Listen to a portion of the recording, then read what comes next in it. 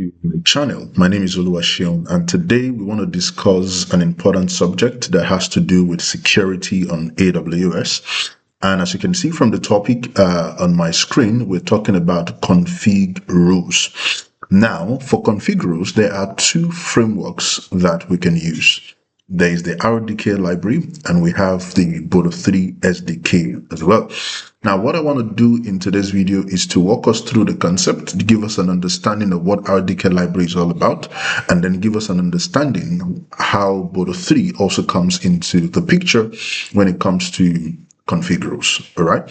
Now, this is going to be a mix of, explaining concept to us and, of course, hands-on as well. As you must know, rather, from our previous videos, we always look at, things from the hands-on perspective. And this is not going to be any different. But I just thought to, instead of going into, the Terraform configuration, the Lambda configuration directly, I just thought to give us an understanding of, what config rule is about, what RDK library is, when to use it, and of course, how Boto3 also comes into the picture. All right. So follow me as I walk you through this journey and of course this presentation.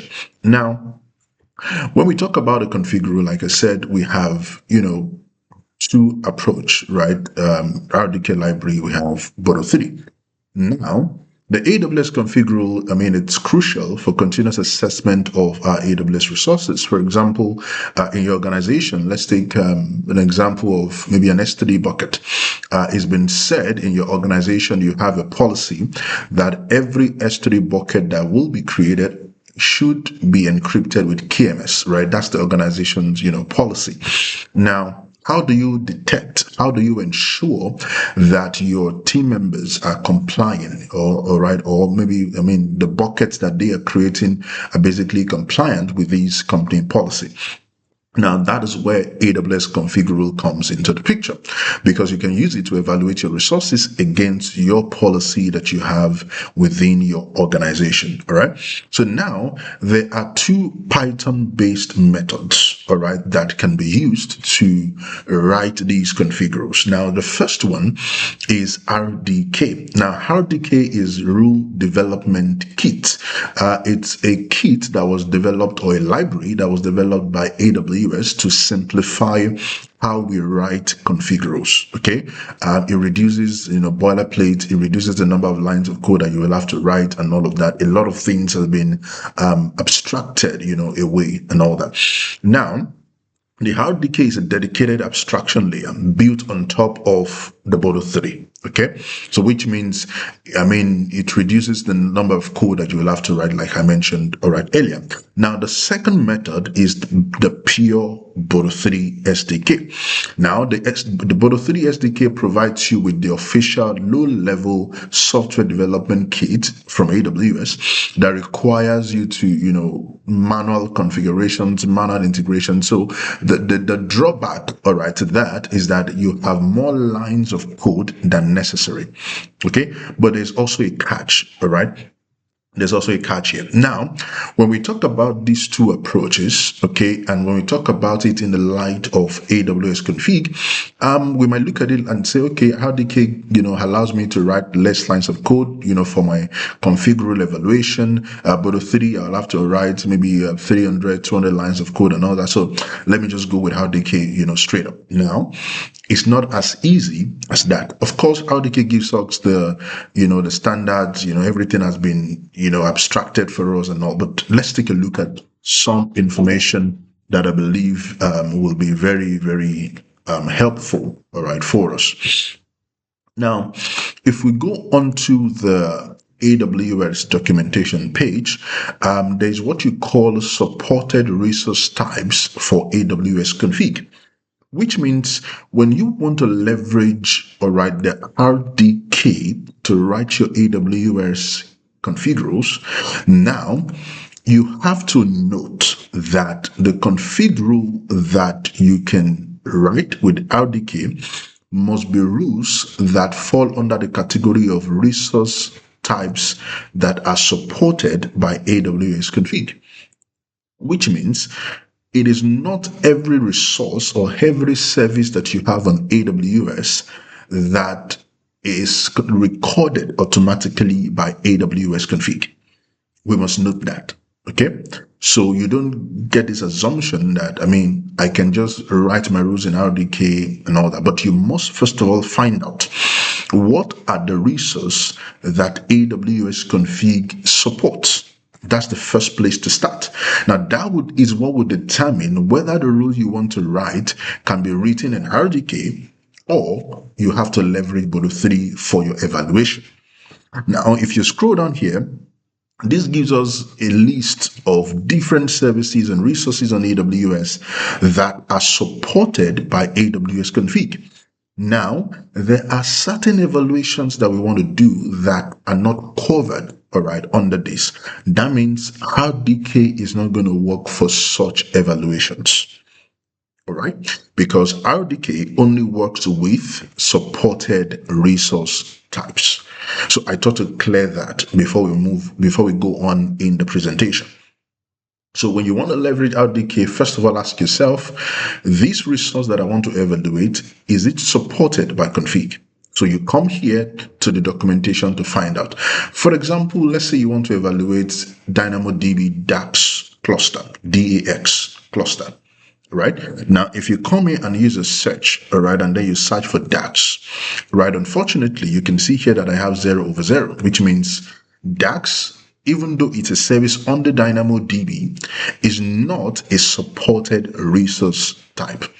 And so RDK will not fit into this context. Now, the reason RDK is not going to fit into this context is because any resource type that is not supported by config, now there is no way for you to return the evaluation of such resource back to config. Even if you write your Boto3 configuration or Python configuration and then you return the evaluation of such resource back to config, now because config does not support that resource type, now the evaluation will show up, but you would get an error. Okay, you will get an error. So in most cases, when you want to write a config rule that is not, when you want to write a config rule for any resource that is not supported by AWS Config, then you might have to just maybe publish your report to CloudWatch or to Security Hub and places like that. But don't forget also that Security Hub also works with config, but we're going to talk about that maybe in a future video. All right. So when you want to use the RDK library, the first thing you want to do is to come here and look at the resources. So, is it supported? What I want to evaluate, is it under the supported resource type and all of that? So you look at all of these things. So these are, and as you can see from here, it tells you that this page is updated on a monthly, cadence at the beginning of each month. So it's continuously updated. So DAX may not be supported at this time, but tomorrow, maybe next month, they might have included DAX as a supported, resource type. But this is where you come to check the resource types that are supported by config, and then that informs whether you're going to use the RDK library or you're going to use, Boto3. Is that okay now? Now, let's move on. When you talk about the RDK, of course, like I said, it simplifies development. When it comes to writing a config rule, it simplifies it, right? There's no unnecessary, boilerplate code. You don't have to write much. The lines of code are lesser compared to Boto3, all right? So, and it has dedicated tooling, right? All you need to do is to install it with pip install RDK library, and then you can start using it out of the box. And then if you want to evaluate or return your evaluation, it has these built-in function that is called evaluator that makes it easy for you to return evaluations right back to AWS Config, okay? And the key advantage here also is that RDK library abstracts away complexities of the AWS Config API interaction, all right? And then, of course, it makes your development faster and all of that. Now, when you talk about the Boto3, now Boto3 gives you low-level control. Now, what low-level control basically means is that it is more flexible, okay? It is more flexible. That's the advantage that Boto3 offers, right? It provides direct, low-level access to AWS services, very powerful approach, all right? But it requires that you manually implement all the necessary integration steps for AWS Config, all right? Which means you have to write your own evaluation method, you have to write your compliance, you have to write everything yourself, all right? But of course, like I said, it gives you that flexibility. Okay, you can write your evaluation code or script the way you want, the way you deem fit, and it also gives you the privilege to interact with other services. Perhaps you want to do some interaction with other services. The Boto3 gives you that privilege. Okay, it gives you that privilege. So if you look at what we have here, of course, manual event handling, you have to do that yourself. API interaction, you must, manually configure your calls, your put evaluation, and all those kind of things to report back to config. Of course, it increases your code complexity, right? And one of the things that we're going to see in this video as we go on is that when you look at a code written in RDK library, it's shorter, maybe about 60 something lines. Now, the one written in Boto3 can be 100 and something lines, even sometimes 300 lines of code, right? So you look at, the difference between them. But like I said, it is not every resource that you can evaluate with RDK, because if such resource is not captured as a supported resource type in config, then RDK is not going to fit in that context, all right? Now, if you look at the primary trade-off, it says full API control comes at the cost of increased development time and complexity, okay? Which means there's increased development time, there's complexity that RDK has abstracted away, all right? But, there has to be trade-off at the end of the day, okay? You want lesser code, of course, you go with RDK. You want flexibility, you want to be able to write your own code in a way that you want, of course, Boto3, but that would increase your development time, all right? So that's it. Now, let's look at some side-by-side feature comparison, all right? So now, of course, RDK is easy to use, high abstraction. It's highly abstracted. Boilerplate code, very minimal, okay? But if you look at the Boto3, ease of use is low because manual API, you have to, create manual API calls and all those kind of things. Now, boilerplate code, of course, in Boto3, it is extensive, right? Very extensive in Boto3 because you have to write almost everything that you need. Now, integrated testing, yes. Now, RDK also offers you a way to test your code locally, to test your functions locally. So you can write a test, Python script to test the function to just mimic how it is going to behave by the time you deploy it on AWS. Now, Boto3 does not offer you that, right? It doesn't offer you that integrated, testing. Now, flexibility and control. Now, RDK is not flexible, right? It is config centric. You can use it. You can't use it for any other thing apart from evaluating your config, all right, or apart from writing configures, rather. Okay, but in terms of flexibility, Boto3 offers you that full flexibility because you are interacting with the raw API. Okay, now recommendations. Now, RDK is recommended for standard compliance check. Like I said again, if the resources that you want to evaluate, if they are resources that are supported by config, then you rather just go with RDK, all right? But if the resource you want to evaluate is not supported by config, then you might do something all right with Boto3. But of course, that would increase the development time like we've talked about earlier. Now, Boto3 is recommended for advanced or cross-service logic, all right, if you want to do something in that regard, all right? So I believe that this explanation is clear enough, all right, for us, and then we move over to the implementation. So if you look at the resource scope, RDK library config, support what? Config supported resource only. So that's what it supports. So which means if it's not a config resource, that is supported, then RDK library is not, all right, is not a good fit for that particular purpose, all right? So it's here. RDK library rules are inherently tied to the scope of AWS config. We're going to be looking at what scope means, right, when we get to the answer, okay? You must explicitly define the resource and the resource rule scope, okay? Scope, basically, it's what you see here, right? These are scopes. All right, these are what you call scope, because you want to make sure that the rule is focused, and then you say this is exactly the resource that I'm evaluating. So this is the resource that you want to capture. So any other resource, I'm not interested. I only want to capture these particular, all right, resource. So that's what you mean here, all right, by scope. Now, Boto3, of course, gives you unlimited evaluation scope. You can evaluate anything, whether it is supported by config, whether it's not supported by config. It gives you access to do all of that, all right? So I believe that with this explanation that I've given us, we've been able to understand, all right, the difference between the RDK library and then and of course the Boto3, all right, SDK library as well. So now let's get into the implementation. Okay. Now, of course, one of the things that we must know is that before you can start using config, you must, of course, have a few configurations in place, your recorder, your delivery channel, and a lot of things, right? And of course, AWS Config is a service that is region scoped, which means you have to be, if you want to evaluate in different regions, you have to enable config across, regions. Of course, it can be deployed via control tower at organizational level and all of that. But if you just have a single account and then you want to use config to evaluate your resource and to check configuration drift, then you have to enable it in the region where you have your workload. Okay. All right. So I'm going to log into my console, and then let's take a look at, a few things. Now we're going to be leveraging Terraform to deploy everything that we need to do, the Lambda function, the rule config.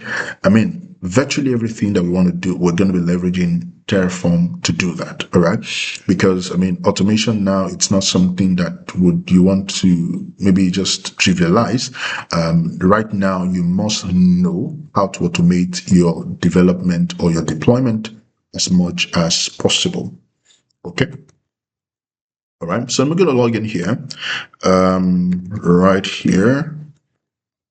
All right, so I'm logging into the console, and I would want to show us, all right, how to go about this. So now we need a few things, all right? So if I go here to my Terraform registry, I can see the AWS provider. Of course, we're deploying to AWS. And of course, if I click on documentation, I would see the different services and resources that I can create using Terraform. So our focus today is on config. So let's look at config. So if I scroll down right here, all right, so here is config, and these are the different resources that are available. All right, so you have the config rule, you have the recorder, you have the recorder status, you have the delivery channel. All right, and then I think that's about what we need for the purpose of this video. All right, now if you click on the config rule, it's a way to create rules, all right, in AWS config, right? When you want to create rules in AWS config, you basically will leverage, all right, this particular resource. Okay. And one thing that I also need to mention is that yes, you can write your own rules, but before you write any rule at all, you must check the documentation of AWS to see if there are managed rules that cover the evaluation that you want to carry out. Okay. So if you come here, for example, we have the AWS config managed rules. It's just like when you have your managed policies, managed roles, and all those kind of things, you also have managed rules as well. So these are rules that AWS has written that you can leverage out of the box, of course, and as usual, you can modify them. You can only use them as is. All right. Now, the example we're going to look at in today's video, of course, there's a managed rule for that. But in order for me to just demonstrate to us how to leverage RDK and how to leverage Boto3, in order to compare both of these methods, I had to write, a Python script that will show us how these things, all right, are done. But like I said here, you have the AWS config managed rules. All right. So if you look at it here, there's a list of managed rules. You have managed rule by evaluation method. Evaluation method basically means, let's take a look at what evaluation method is. And then, of course, you have the other example by trigger type. And then you have the list of managed rules by region availability as well. And then, of course, you have creating managed rules with AWS CloudFormation template. Now, we're not going to go into that, but I just wanted to show us the list of managed rules, all right, the managed rules by evaluation and then by trigger type. So let's take a look at list of managed rules by evaluation. So we have proactive and we have detective. Now, for the purpose of this video, we're looking at detective evaluation, which means people have created resources in our environment, but we want to check if they complied with organization's policy. And like I mentioned earlier, we want to check, for example, in the organization, we said every S3 bucket must be encrypted with KMS, not AES. So what we want to do is we want to check if the buckets in our accounts are created using KMS or AES. So any bucket that is not created with KMS will be flagged as what? As non-compliant. And the ones that are created with KMS will be flagged as what? As compliant. So what we want to do in today's video is detective evaluation. All right. And then you have list of managed rules by trigger type. Now, trigger type here basically refers to, it can be configuration changes or it can be periodic. Now, configuration changes basically means that the rule will evaluate if there's a change in configuration. For example, if I create a new S3 bucket, that's a configuration change, right? That would trigger the rule to say, hey, somebody has just created a bucket. Oh yeah, kindly go and evaluate what was created, right? Periodic change basically means I want the rule to evaluate maybe every 12 hours, maybe every 24 hours, which means even if there's no configuration change, just check at so, all right, interval, all right? So that's the trigger type. Now, we're going to be looking at both methods, all right? In fact, we're going to be doing both of them. So configuration changes and periodic changes. So we're going to be looking at both of these approaches, all right? So that's that. So we're looking at detective controls, and we're also going to be looking at the trigger types, configuration changes, and periodic, all right, evaluation. So we're going to be looking at both of these, all right, approaches. Okay. So here we have this. So this particular resource is to create your rules, all right? It's to create your rules. But then you need your configuration recorder, all right? Because that is what allows config to record, changes and to capture the different resource types that are available. Now, here it says provide AWS configuration recorder, and says please note that this resource does not start the created recorder automatically. And it says here starting configuration recorder requires a delivery channel. I mean, your bucket and all of that. Why delivery channel creation requires configuration recorder? So, I mean, they require it rather, all right? And then, of course, you can see the example configuration right here. So this is for the configuration recorder. It must have these IAM rule attached to it, which we're going to look at shortly. And then we have the configuration recorder status. Manage status, recording stopped, and all of that. So here, we're going to have is enabled equals to true, which means this has to be, all right, enabled, but this depends on the delivery channel as well, okay? And then we're also going to have a AWS config delivery channel, okay? So we're going to be using that also.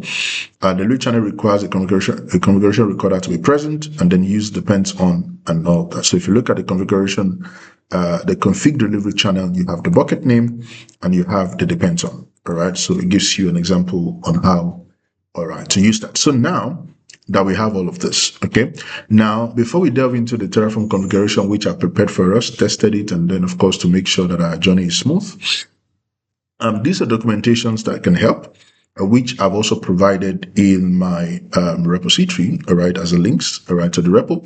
And by the way, this is the repository, all right, so this is the repo, so you can fork the repo and then, of course, make use of the configuration. So everything you need is right here. I mean, you can see that we have quite a number of Terraform modules. So these are all the modules that we're going to be leveraging for the purpose of what we want to do right here. And of course, I provided you with a README that gives you an understanding of what the whole config rule, all right, is about. And of course, provided you with some links to the different documentation pages and frameworks and all of that. And of course, you can see them boldly down right below. So you can click on these links and then it will take you to the respective documentation, all right, pages. So these are documentations that you can leverage, all right, to understand a bit more about RDK, all right? So these are documentations that are very helpful, and I've put them together. And of course, you can fork the repository that I provided to have access, all right, to all of these documentations. Like I said, in a previous video, I already talked about how to set up the RDK, all right? So I'm not going to go over that. So right now, let's delve into the Terraform configuration, and then let me show you, all right, what we have. And of course, I have a bit of explanations to do, all right, for us as well, to give us a very good understanding of this whole, all right, config rule. Now here, I put together a Terraform configuration that makes it easy for you to, deploy your config rule at scale. all right, which means the configuration that you have here is done in such a way that you can keep adding rules, and then Terraform will take care of, archiving the rule, packaging it for your Lambda function, and all of that. So now I'm going to walk you through the modules. So we have 1, 2, 3, 4, 5, 6 modules that we have here. So we have the module for config. So let's take a look at the config module. Of course, you should know what modules is in Terraform. It's a way to structure your configuration in a way that it is easier for you to manage and to maintain, right? So in the config module, I have the main TF. And if you look at the main TF, we have the configuration recorder, those things I showed you earlier. We have the delivery channel, and then we also have the configuration recorder right status. So for the recorder, of course, we're going to have the name of the recorder, and then we're going to have the rule, all right, for this recorder, which is coming from our IAM module, all right? And then we have the recording group. Now, the recording group basically is that we want to cover everything that config supports, right? Everything that config supports, everything that you see here is what we want to cover, right? Everything that we have here is what we want to, all right, cover. So that's why we have all supported and then global resource type. Now, for the delivery channel, we have the name. Of course, we're going to have the bucket, all right? So the bucket is basically a way to store the logs, all right, the config logs, right? So you have that. And then SNS topic to trigger you in case there's anything, all right? You also have an SNS topic associated with that. And as you can see here, the delivery channel is dependent on the recorder, like we saw in the Terraform documentation. And then here we have the configuration recorder status. And basically what we just want to do here says it is enabled, which means start recording. Okay. So which means, recording should be what? On. So that's what we have here. And then that also depends on what? On the delivery, all right, channel. Okay. And then of course, if you look at the output, so basically output in the recorder name and then the delivery channel name. And these are the variables that we have, all right, for this. Now for the IAM, we have the main TF. So the IAM basically it's for the config, all right. The config is for the config recorder. All right, as you can see, it's the only one that we have the role ARN. So for the config recorder, so we have the main.tf in the IAM, and then you have the resource, you have the assume policy, and then you have all of this. All right. Now you have the IAM role policy attachment. Now on the console, there's already a managed policy called AWS_config, and that is exactly what our config rule needs. All right, to work. It's a service role. All right, so you need that. And then here we have another IAM policy attachment. Remember, our recorder needs to, record some things. And then, of course, for the delivery channel, it needs access to the S3 bucket. Okay. So we need to configure that. So here we have a policy that we are going to be attaching to this role that we are creating right here. All right. And here we have also used a template file for the policy, and we're managing the policy outside of, all right, these Terraform configurations so that it becomes easy for us to add to it or make changes to the policy without necessarily making the Terraform configuration look messy and all that. So the purpose of using the template file here is to make it tidy. And if there are variables like the bucket ARN that we need to pass in, it'll be easy for us to read those variables and then apply the values, all right, appropriately. And so that's what we're using template file. So here you have the template file. And as you can see here, this is a JSON script, but of course it is saved as .tpl because that is what Terraform can read and then pass that into, all right, the policy. And of course, and the reason again, like I said, that we're using the template file is to be able to substitute variables like this. All right, to be able to what? Substitute variables like this one. Okay, so that's the purpose of the template file. All right, and as you can see here, we're passing the bucket ARN here as a variable. So it's going to be get the value, and then at the time of applying, it's going to substitute these for the actual bucket, all right, ARN. Okay, so that's that. And then of course we have the output and we have the variable. Okay, now let me just touch on the S3 very quickly. I'm going to come back to this too. Okay, so for the S3 here, we have main TF, and basically also, we're creating a bucket, the normal AWS S3 bucket. We're creating that. Force destroy equals true is basically because after the old demonstration that I'm doing here, I would like to delete, the old configuration, and I also want to be able to delete the bucket. All right. I wouldn't need a bucket, but if you don't put this here, if there's a content in the bucket, you won't be able to delete the bucket until you empty the bucket. All right. So force destroy equals true would allow us to destroy the bucket, whether there's content inside of it or whether there's no content inside of it. We just want to delete it. All right. And that's for the purpose of training. In a production environment, you don't want to use, this approach. All right. You want to be very careful. And of course, versioning is enabled. Like we can see here, we've enabled versioning. And here we're using the default, bucket encryption, which is a SSE algorithm, all right? So, that means at the end of the day, by the time we deploy our config rule, this bucket itself is going to be flagged as what? As non-compliant. Okay, so let's go on. And of course, we're blocking, access, all right, the bucket is not going to be public, right? It's still going to remain private. Now, in addition to the bucket remaining private, we are also going to be attaching a bucket policy to the bucket, all right? And here also we're using the template file because the S3 bucket ARN, we want to also substitute that, all right, into the JSON policy, okay? So we're using a template file here as well. So if you look at this, we're basically saying the principal is config, so which means AWS config can have access to this bucket to put object and of course to get the bucket, all right, ACL, okay? And so that way we're having it. And then one thing you will notice here is that we don't have, asterisks here, right? Which means we're basically using the principle of least privilege, all right? And that's one thing I want you to take note of, all right? The principle of what? Of least privilege. So here we have all of these configurations. We have the output again, we have the variables, all right? For the SNS, very minimal configuration, the topic name, and of course the topic subscription. So we're subscribing. All right. We have the subscription here, we have the email, and then of course we have the endpoint. So the protocol is email, and then the endpoint is also the email addresses. So the email, it's going to go to a particular email. The outputs, and of course you have the variable. All right. Now that we have all of this, now what I just showed us will create the config for us, will enable it on AWS, do all of that for us. But I've also put together here something that would allow us to deploy everything we need all at once and also make deploying rules more dynamic. Now, if you look at this rules folder, I have a folder called S3, and then I have provided us with two Python configuration, one written in Boto3 and one written in RDK. All right. Now, just to show you the difference between, both of these methods. Okay. So this one is written in RDK, and you can see here just about 66 lines, right? And what this rule is basically evaluating is to check if our buckets are encrypted with KMS.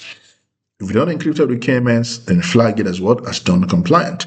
And as you can see here, you have the from RDK lib, you're importing all of these, methods or functions.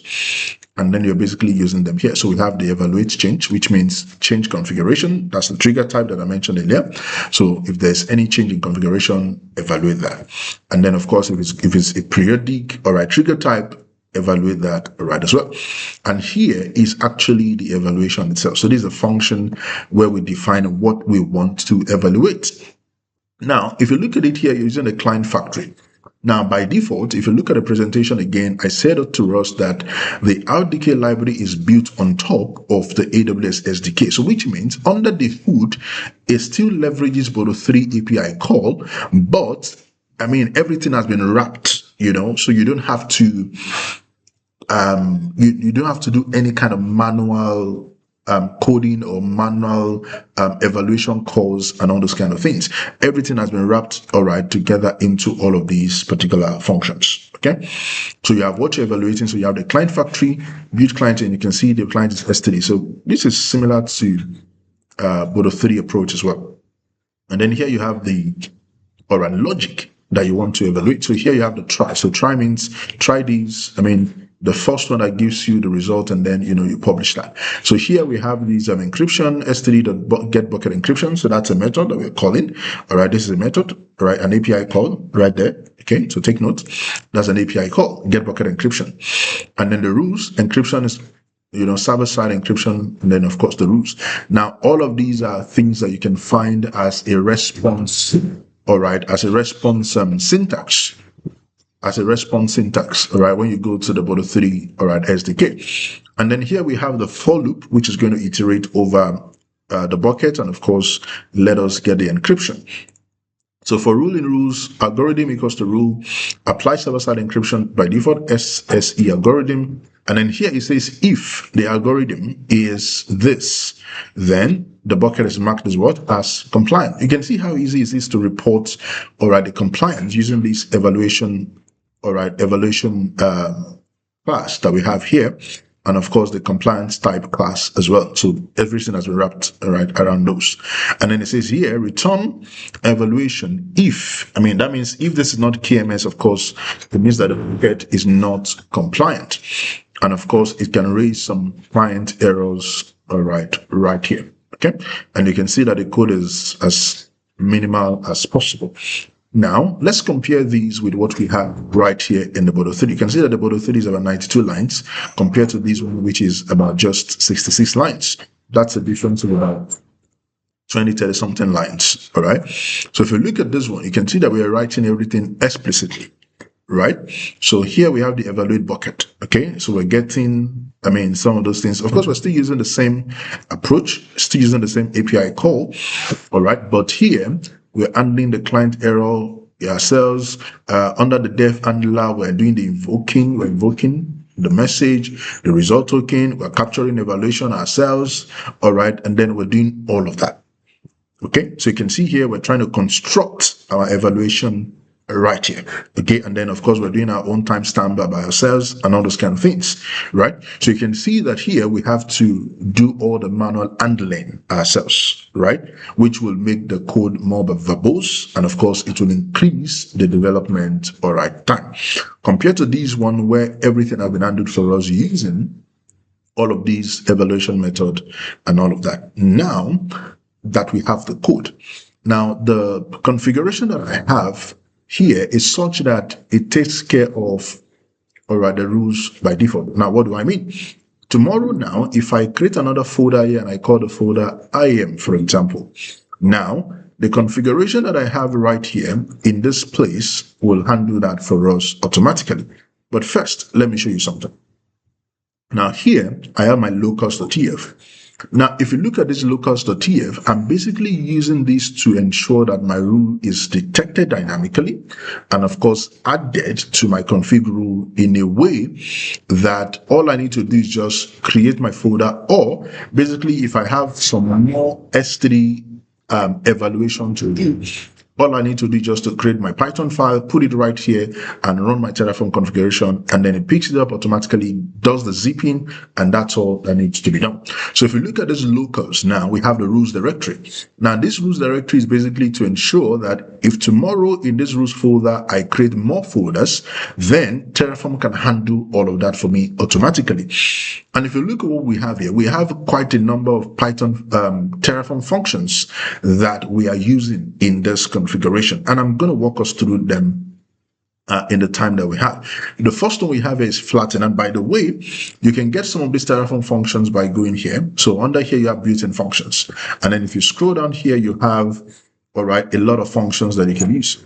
You have numeric functions, you have string functions, you have collection functions, encoding functions, file system functions, and a lot of other functions that can be used. So flatten here, it says list dynamic. It says flatten takes a list and replace any element that are list with a flattened sequence of listed content. Okay, that's exactly what we're going to do. So here we have for when you see for, it basically means it's going to iterate over something.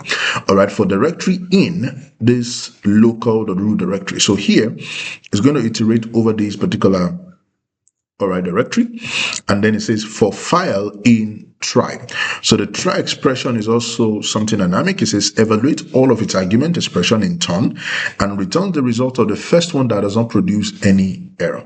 Okay, which means if there's any error, just keep them, give us the one that do not contain any error, just in case. All right, we're trying to be safe. All right, we're trying to play safe. And then we have the file set function again. Now, file set enumerates a set of regular files, giving a path and a pattern. All right, the path is automatically removed and all of that. So now giving what? A path and a pattern. So it means we're giving it the rules. So we're saying the folder name is rules, and then in that folder we have directories, and in that directories we have files that end with dot. Okay, that's what we're saying. So we have files that end with what? With .py. So if you can get that, so give us the name of the directory, give us the name of the file, and of course, give us the file name, but in a trimmed fashion. So we're using what? The trim suffix. The trim suffix is a function in Terraform that trims the suffix of a file. Now, we're going to see what that does shortly. All right. But if you go here to Terraform, and then you can see the trim suffix here. Let me look at string functions. You can see that under the trim suffix. And then it says remove the specified suffix from the end of the given string. So for example, now here I have hello world. All right. And then this is, okay, the suffix. All right. And so by the time the trim suffix will return the value, it's going to return what? Just hello. So the suffix is trimmed out. So here also, this trim suffix is going to give us, right? The name of the file here is s3 underscore rdk.py. What we're going to have after the trim suffix is what? s3 underscore rdk. And we need that for something I'm going to show us. Now here we have the permission map. Now, the purpose of permission here is that we're using Lambda to under the hood, right? Because your config rule leverages Lambda to perform its evaluation. Do you see that? That's what config rule uses. It uses what? Lambda to perform its evaluation. And if Lambda is to evaluate, all right, our rule, it means Lambda must have access to the resource it wants to evaluate. Right? So the Lambda function, the code wants to evaluate bucket encryption, right? That means the Lambda function must have the permission to perform get bucket encryption on the buckets. All right? So that's the purpose of this permission map. Okay? And that is will be specific for each of the rule that you want to evaluate. Now, this is the same because, I mean, we have two codes doing the same thing. We're only just looking at different methods that we have, all right? So, again, config rule uses a Lambda function behind the scene, all right? It uses Lambda function behind the scene. So, and if it uses Lambda function, it means that the Lambda function must have enough permission to interact with the resource it wants to evaluate, all right? So that is the reason why we need these permissions, okay, for our Lambda function. And so here again, we have some resource type map. Now, again, remember, I showed us here that config rule has supported resource type, and this is how they are formatted. Okay, so here the resource type map here is AWS S3 bucket. That is the resource we want to evaluate. Okay, if tomorrow I have another resource I want to evaluate, all I need to do is to come here, put the name of it, and then put the resource that I want to evaluate in front, and that will do that all right for us. And you can see AI is already suggesting something all right for us. Okay, so that's just basically what we want to do. Now here we have the input parameter map, right? Now the input parameter, it is specifically for RDK, okay? Because now the way the RDK works is that when you deploy your RDK without an input parameter, right? It tries, the Lambda function abandons its own permission that you have associated with it, and then it tries to assume another role, all right, a service role, okay, to perform evaluation. And in most cases, that causes an error. Okay, so now you have what you call an input parameter that you can set, all right, for your config rule that says assume role mode equals to false, which means don't try to assume a role. Basically, just use the role that has been associated with the Lambda function. And where did I get this from? So now, if you go look at the documentation right here, right? If you come here into this documentation, this RDK lib documentation, if you click on dev guide, all right, if you click on dev guide, you will see here it says assume role mode. Of course, it's optional, right? But then it says default is true. Client factory is using AWS config rule, which is coming from the config rule event. And it says user can disable the assume role mode by setting it to false or set assume role mode to false in config rule parameter. All right, and it says client factory will then use the attached Lambda rule for the execution. Can you see that? So if you don't want the Lambda function to use an arbitrary role, just say assume role mode is false, and then it forces the Lambda function to use the role that you have created and associated, all right, with your Lambda, all right, function. So that's the purpose of all of this. Now we have this right here as well. Now here is where it becomes dynamic. Now everything that we have done from here to this point, right, is basically just getting the directory, getting the function and all of that, the permission and everything. Now everything is now tied together under this dynamic rule block. Okay, so let me walk you through all of this. Now, for the dynamic rule block, we now have this for rule in local rule files. So these are rule files here, local.rule files. Okay. Now it says get the rule directory and then of course the rule name. So the rule directory is going to be S3, right? For example, the rule name is going to be the name of the rule, but without the suffix, which is .py. All right. So that's going to be the rule name. All right. And then it says here, lambda rule equals to rule directory, rule name, -rule. So that will be how we construct the name of the lambda rule. Okay. Now we have some parameters for the lambda function. All right. So here we have the source directory. So the source directory is going to be rules and then rule directory. So it can be S3, it can be IAM directory, it can be EC2 directory, as many as directories as we have. All right. We can use that. And then we have the function name. So the function name is also going to be constructed as the directory name plus the name of the rows, which means we're going to have something like S3, all right, hyphen the rule name. So that's going to be S3 underscore RDK. I hope you get that. And then, of course, the function description is going to be a combination of that as well. The handler is now going to be the name dot handler. So that will be S3 underscore RDK dot handler. All right.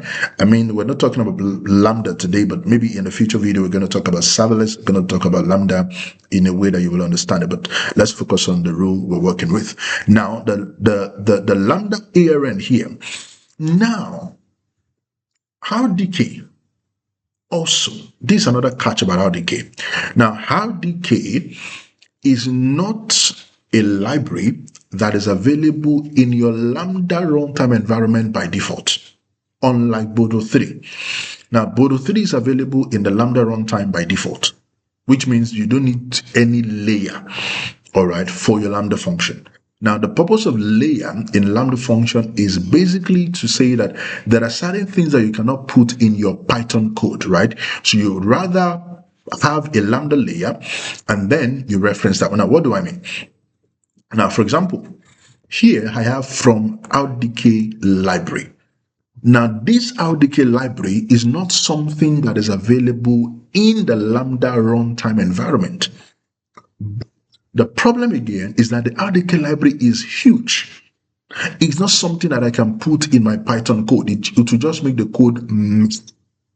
So what do I do? For Lambda, you have the concept of layers. So what you do in that sense is that you create a Lambda layer and then you associate that with your function. So by the time you're saying from RDK library, it looks at the layer and says, okay, from my layer, I can find this particular library, and then it imports it, all right, from there, and then it uses it, all right, in your code. Okay, so that's the purpose of the Lambda layer. So RDK library, again, is not available by default in the Lambda runtime environment. So the only way to import that is to use what you call a Lambda layer, and then we can leverage that to use the RDK library. But of course, for Boto3 is available in your Lambda function by default. So there's no need for any additional layer, all right, for that. Okay. And I'm going to show us, of course, how you can import the layer and how you can leverage the layer, all right, in your environment. Okay. So now the Lambda layer ARN here. Now here we have also another Terraform function, which is ends with, all right, ends with. So we can come here to Terraform and look at the function again and see if we're going to find the ends with here. So this is end with, it's a string function as well. And then it says take two values, a string to check and a suffix string. The function returns true if the first string ends with the exact, all right, suffix, which means this is the string and this is the suffix. So which means if I have hello world, all right, the suffix is word, and of course that's going to return true. Here, the suffix is hello, and that's not true, that's false. So here, what we have basically is to say that Boto3 does not require the Lambda layer. Okay, so we only want to use the Lambda layer for rules that are RDK rules. Do you understand that now? So which means Boto3 does not need the layer. So why do we need to attach a layer to the Lambda function for Boto3? So the only thing we need the layer for is the RDK rules, right? So how do we do that? So here we say ends with. So the rule name, remember, the rule name has been trimmed here to remove the .py. So what we have left is what? S3 underscore RDK, S3 underscore Boto3. So here we're now saying that ends with, help us to check. If the rule name ends with underscore RDK, then attach, all right, a Lambda layer to the Lambda function. But if it does not end with .rdk, then just simply ignore it. That is null. Okay? So that's a way to say that, okay, if the rule is RDK, then use the Lambda layer. If it is not RDK, forget about the Lambda layer. All right, so we are handling that gracefully in an optional fashion, but leveraging the Terraform function ends with. Okay? And then additional permissions. Now, in the Lambda function, we already have some permissions that we are using, but additional permissions, like we see here, all right, needs to be associated with the Lambda function in order for the Lambda function to be able to perform, all right, its duty as necessary. Okay, so we have the additional permissions here, and then we have the lookup, all right, function as well. So lookup is going to look at the local, the permission map, which is what we have right here, and then it's going to look at the root directory and the rule name. Okay, and then of course associate the additional permission as necessary. Okay, the lookup is also a Terraform function. You can also check that out and see what it does. And then the config rule parameter. So these are parameters that are specific to the config rule. Remember, we are creating the rules with config, but the code that will perform the evaluation is a Lambda function that will go to the Lambda function. All right. So here is the Lambda function parameter. And here is the config rule parameter. So we need the config rule, the name, all right, the input parameter. Now, the input parameter also is not, all right, for everybody. Now, Boto3, for example, does not need input parameter. It is only, all right, RDK that needs the input parameter. And then so here we have the lookup function again, and then we're saying here, local.input parameter, if it is available, all right, the root directory, which will be S3, the root name, all right, but if it's not available, then of course, I mean, it can be empty, and that is also optional, all right, as well. And then the resource type, of course, we're also following the same approach, all right. If it's not available, then it can be null, all right, and all of that. So now, if you look at the variables.tf, this is how we're defining these things. So in the variables.tf, we have the type. So all of these things are basically a list of objects, all right? They are what? Look at what we have here. This is the variables, and this is where we're defining everything that you see here, right? All these local parameters, additional permissions, config rule, everything is actually defined, all right here as a variable. So we have the variable rules, we have the type, it's a list of objects, right? And then of course we have some, nesting that we did right here. So we have the type as list of object. The Lambda role, of course, is string. It's just one value. The Lambda parameter is now an object, right? Because you have a lot of things. So you have the key, you have the value. Okay. So the source directory, you can see that is optional. That shouldn't be optional, really, right? But we just, to be safe, right? The file name, the function name, the function description, you can see that the Lambda ARN is also optional, but it's a string. And then the additional parameter is a list of strings, right? Because, we can have, it's a list of strings because we have multiple permissions, right? Like you see here in the lookups, right? It's a list of strings, okay? And then, of course, we have the config rule parameter, which is also an object because, object, you have the name as a string. The input parameter is optional. Like I said, it's not every of the rule that requires an input parameter except for RDK. And of course, the resource type, we make that optional as well. So that can be also a list of string because you might want to evaluate multiple resource type at once. Okay. And then here we have the default, basically just to get up for the input parameter, just in case nothing is imputed, we can be safe and all of that. So you can see the other variables right here. Now, how are we using what we have here and what we have here? How are we using this? Okay. Now that takes me to this Lambda config rule. This is where everything is being configured. Now you can actually take this configuration and use it in your work environment to automate config rule deployment. And that's why I went through all of these headache and stress to give you something that you can take and use, all right, in your environment as is and make it, dynamic, all right, for you. So now if you look at this, I've broken them down into different files, and of course I've named them accordingly to help me understand what each of the file represent. So this one is the config rule. Now, this guy is responsible for creating the config rules for us. And as you can see here, we're using the AWS config rule that I showed us earlier. So this is what is responsible for creating the rules for us in AWS config. The ones I showed us earlier are responsible for creating the recorder, the delivery channel and all. And then this is what comes in and then helps us to create a rule. So here we have the source. The owner is custom Lambda. Custom Lambda because we're using a custom Python script, right? It is not a managed rule that we're using. If we have to be a managed rule, the owner will be AWS, okay? And then the source identifier, we're using the Lambda function as the source, identifier. So we are basically associating the Lambda ARN with the config rule. Now, the source details event source is going to be AWS config. The message type is configuration item change notification. So if configuration change happens, the config rule should be triggered, right? The config rule will trigger the Lambda function. The Lambda function will evaluate, return the report back to config rule. And then another one here, we have the source details again. For this one, this is schedule notification, which is your periodic, evaluation. So you have the periodic evaluation, you have the change, configuration. So both of them, we're capturing both trigger types, okay? And then here, for the scope, we're making that dynamic. So we're using a dynamic block, right? And it says a dynamic block produces blocks dynamically by iterating over a given complex value. All right.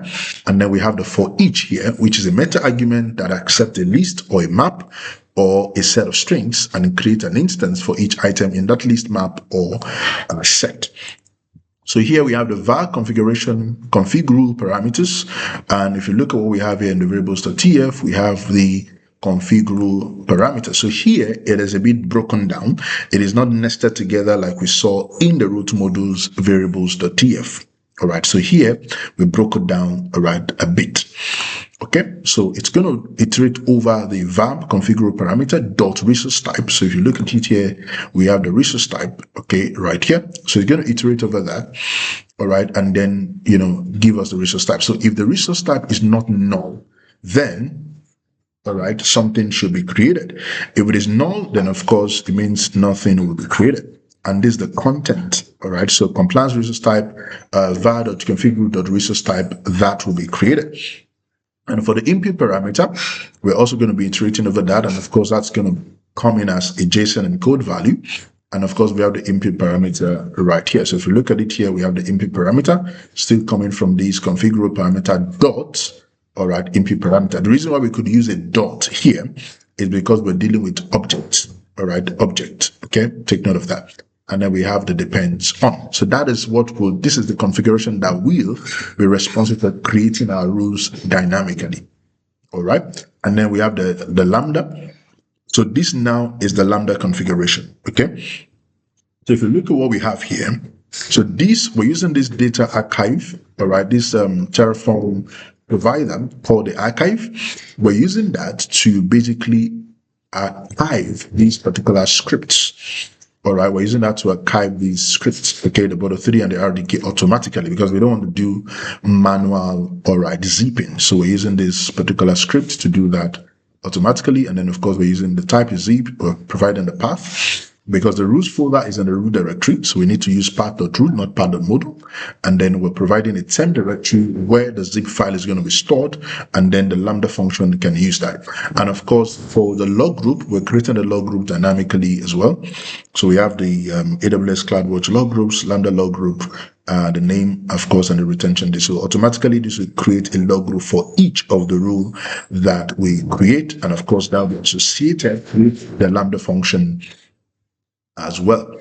And so here is the Lambda function, all right, that will be created automatically as well. So the file name is going to take the Lambda parameter, the source directory as the file name. So if it's not null, then it basically would, use the name of the zip file, all right, as the file name. And of course, if nothing is provided, it can default back to the Lambda parameter, all right, the file name, okay? And then we have the description, the function name, the handler, the runtime. These are coded, but we can use a variable for that. And then for the login, we have text, and then the log group, we're specifically providing this log group. So for each of the Lambda function, we're creating a log group for each of those functions and then associating it with the Lambda function respectively. And then for the role, we're also providing the execution role for Lambda, all right, from the IAM Lambda. I'm going to show us that. And then for the layer, of course, we're also providing. So if the layer is not null, then it should use the layer, all right, that we provided, that I showed us, all right, earlier. And then the source code hash. The source code hash is useful because the code can change, right? The Python function, the code can change. And if it changes, Terraform should detect that automatically and do the update, all right, as necessary. And then the timer is 60, all right, seconds. And this depends on the CloudWatch log, the CloudWatch log groups. We want that to be created before the Lambda function is created. And then the last one here is to allow config to be able to invoke, all right, our Lambda function. And that is what we have, all right here. Okay. So if you look at the IAM Lambda, this is basically providing the IAM role for the Lambda function. And if you look at the data.tf, we have the configurations here. So here, these are the default configuration that are needed by the Lambda. So that additional permission you saw earlier is specific to the rule that we're evaluating. But these ones here are basically the defaults that the Lambda function needs to run. Okay, so we have the log groups. It should be able to create a log group, it should be able to create a log stream and put log events to any log groups that we have created. And these ones are also permission. So here we're using the concat function, all right, concat function. So what the concat function does is that it takes two or more lists and combines them into a single list, all right. And one of the things that it also does is that if there's any kind of duplicate as well, it also removes, all right, duplicates, all right, in the list as well. I think concat does that for us also. So here we have providing the var additional permissions. We're providing that in addition to all of these default, all right, permissions that are needed for the Lambda function to do its job. And of course, we have the outputs, we have the variables.tf, and we have all of that. So that is how we create the Lambda function dynamically for each function that we provide right here in the rules, all right, folder. Now, for the RDK library layer, we have the RDK library layer here, and we also have a Python configuration for that. Now, for the RDK library layer, we already have a zip file. So what I did was to download, all right, the, what do you call it? The RDK library, okay? It was downloaded into a Python folder. You can see the list here. It's a lot, right? It's a lot.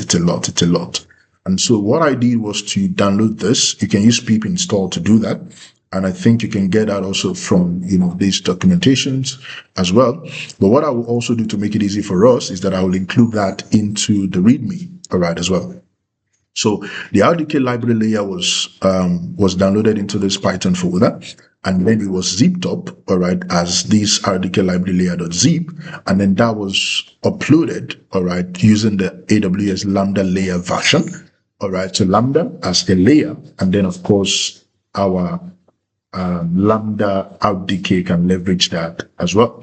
So you have the main TF for that, you have the outputs that will output out the Lambda layer ARN, and of course, this will be uploaded to the Lambda layer for us so that we can use that for our RDK configuration. So that is about, what we have right here. And I believe that explanation is okay enough for us to understand exactly what we have done right here. So now I can deploy this, all right, as is. And of course, if you look at my main TF, that is where I'm calling all of the modules. So we have the region, we have the S3, the IAM, we have the config, we have the SNS, the RDK library, we have the rules as well. All right. So this one is the dynamic one. And of course, this is more like the static one that I was using before. So we can remove those actually completely. Okay. So, and this is what we need right now. So you can see that before the rule is executed, the layer must have been created first before the rule is executed, all right, at all. Okay. So we have that. And then, of course, we have the outputs. So these are the different outputs that will be generated for us. Very important. The Terraform TF, we're managing our backend with S3. And then we're using the native or a locking mechanism for S3 using the use log file. And of course, we have our TFS that contains some information, very minimal, and all of that. So, guys, let's deploy these and let's see what we're going to get. So first of all, I'm going to export my credentials. All right, so let's export that. So that'll be profile. So that'll be dev. And so first of all, of course, you want to do your Terraform init. That's like the first thing that you want to do when you're running a Terraform configuration. You want to run Terraform init. And then when you do that, you also want to run Terraform validate, all right, to be sure that your Terraform configuration is okay, it's good to go, all right? And then next up, you want to do your Terraform plan, and then you want to output the plan file, all right? So you want to do that. So you want to output the plan file, all right? So that is done. And now, if you look at this, now I have this debug layer, all right, file here, which basically will output the local rule file. So if you look at these locals, I mean, here we have the directory file and name. So look at what it will give us. So the directory is what? S3, gotten from these directories. The file name is what? S3_Boto3.py. That's the file that we have here. The name, basically because we have used the trim suffix, all right, because we use the trim suffix, it just returns the name without the suffix. All right, so you can see what the trim suffix actually does. So S3_Boto3, and it does the same for RDK. So S3_RDK. You can see that. So I put that there to basically debug, all right, so that it can show us, and then, of course, so that these particular outputs here can make sense to us. You can see the output, all right here. Okay, so let's do Terraform apply, TF plan, and then apply all of that. So it's going to create about 28 resources for us. So let's basically see what will happen. So it shouldn't take much time, all right, to create, because they are not things that should require a long time to create. So let's just wait and see how this will go. All right, it's still creating. So you can see here that the Lambda layer version is creating right now. So you can see that from there. So let's just wait for this to run. It's almost done. The layer is creating. And after the layer has been created, of course, other resources will be created. So you can see immediately the layer was created, other ones, got created as well. All right. So you can see we have the 28 resources created. We have all the output here, the config delivery channel name, the recorder name, the config role layer end, the config role name, and then of course our debug layer end that shows us what these values are. And then the RDK layer, we can see that as well. We have the bucket name, the topic, and all the other stuff. So now if I go to the console to go and basically check this out, if I go to the AWS config, I open up my Lambda, I can open up CloudWatch as well. I think that's about it. And then of course we can look at those. If I go to Lambda, let's look at it. So this is a Lambda function. So it was deployed using Python 3.12 59 seconds ago. So for the RDK, let's take a look at what we have. So let's take a look at what we have. So for the RDK, we can see that we have a layer associated. So if I click on the layer, I can see the layer right here. All right, I can see the layer, and then I can see the compatible runtime, very important. All right, and then I can see the package size, I can see the code, I can see the handler. All right, the code will show up here. And of course, if I click on configurations, I can go to permissions and I will see the permission associated. And I can see here that, config was also associated as a principal that can, all right, trigger these Lambda function. And then I can see the permissions right here. So config, security token, CloudWatch logs, and Amazon S3. So basically, we're giving Lambda just, what it needs to do our evaluation. And of course, if you go back to your code, you can see the code on this page right here. And of course, if you go back to function, and then we look at the Boto3 one, you can see that the Boto3 does not have any layer at all. All right, because, it's not needed, because Boto3 is a function that is native to your Lambda, all right, environment. So it doesn't need a layer to function compared to the RDK, all right, library. All right, so we can see all of that. So if I go to CloudWatch and I go to my log groups, I should see that I have two log groups created, one for Boto3 and the other one for, all right, RDK. All right, so I should see 2 log groups. So you can see, so I have 2 log groups, one for Boto3 and one for RDK. So you can see that these things are dynamic, the way we have configured our Terraform configuration. And of course, if I go to my rules page now, I can come right here and go to rules. All right, and I can see my 2 rules right here, and I can see also already that, it has detected some things, and then it has found that 4 buckets are not compliant. And of course, if I come here to settings, I can see here that recording is on. That recording is enabled, right? And then I can see the SNS topic associated, the bucket name associated, and, all of that. Okay, and if I go to rules, I can see here that both of them are reporting the same thing. Of course, we're just demonstrating the difference between RDK and Boto3, so they should report the same thing anyway. So if I click on the Boto3 on, I can see here, it says detect evaluation trigger type, periodic and configuration changes, and scope of changes is resource. The bucket type is what? Is S3. All right, we can see that right here. So we're scoping it specifically for S3 so that it doesn't just pick up all the configuration changes for all the resources. And right here, we can see the bucket, all right, that have been created. So these are the bucket names, and it's telling us that this bucket are not what? They are not compliant because they are not using KMS, okay? So we can see that. And of course, if you look at your logs as well, if I come to my RDK logs, I can see that I have 4 streams here. So if I click on them, I would see, all right, what exactly has gone wrong on. So you can see it here, info, and it's telling me that completed periodic evaluation for 4 buckets, and you can get all the information that you need, all right, from this stream. If there's any error as well, you will see it in the stream to show you the errors and tell you what exactly is wrong. And then, of course, you can keep iterating and keep trying to resolve, all right, the errors that you, all right, have. All right. And so if you look at the one for Boto3 as well, so let's look at Boto3. That has just 3 log streams. If you click on it, we can see that. So for the ones that are not compliant, we can see the warning there telling us that the bucket is not, all right, compliant. And we can see the message, all right here. Okay. You can see all the other buckets that are not, all right, compliant. And it tells us that 4 buckets, all right, have been checked. Okay. So that is how to do your compliance. And I believe that with what I've shared with us in this video today, we've learned a lot of things. And of course, the Terraform configuration code is available for you. You can leverage that to create config rule at scale in your environment.